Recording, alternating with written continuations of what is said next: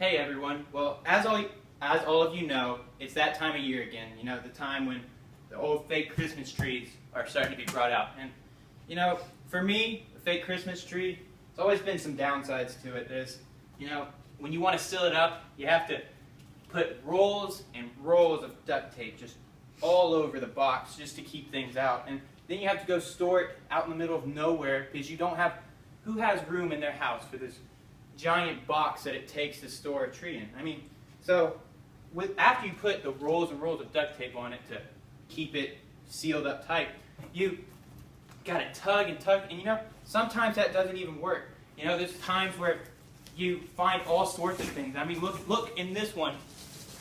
You find an abandoned child. Come on, go on, get out of here. Shoot. To me, that's not what Christmas is about. Christmas has become such an industrialized holiday, and that's just not what it used to be.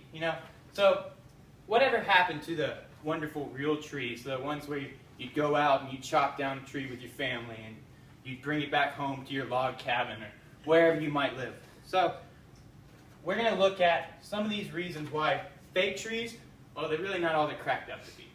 So first reason is what goes into making these these frivolous trees that match your walls or whatever you want to call it. 75% of fake trees are made in Asia. And, for all those people out there that say, oh, we're losing out jobs for Americans. Well, there's an example right there of what we could do. Maybe Americans, they want to make Christmas trees. We don't know because we all gave them to Asia. So, first thing we're going to look at is the chemicals that are used to make these trees. There are chemicals that are related to cancer that go in these trees, and that's not natural. A pink Christmas tree. We just don't see that in the wild or when you're around with your family. So, and it's actually been scientifically studied that the towns and the areas around in Asia where these trees are made, the people are sicker because they don't dispose of the stuff properly. Is that really what Christmas is about? Is that what we want to be associated with, these fake trees that are responsible for getting kids sick over in a third world country or in China? So, to me, Christmas has always been, yes, the fake trees, quicker, less expensive over time, but is that what we really want? To me, some of the best memories I've ever had is when I've got home with my family and the lights aren't installed in trees. You have to get all the boxes out. You have to sit there and you actually have to communicate with real people and get to know each other again. And you get to spend time and share memories. That's an experience that you don't get anymore. And yes, real trees, they kind of lost their touch with all this.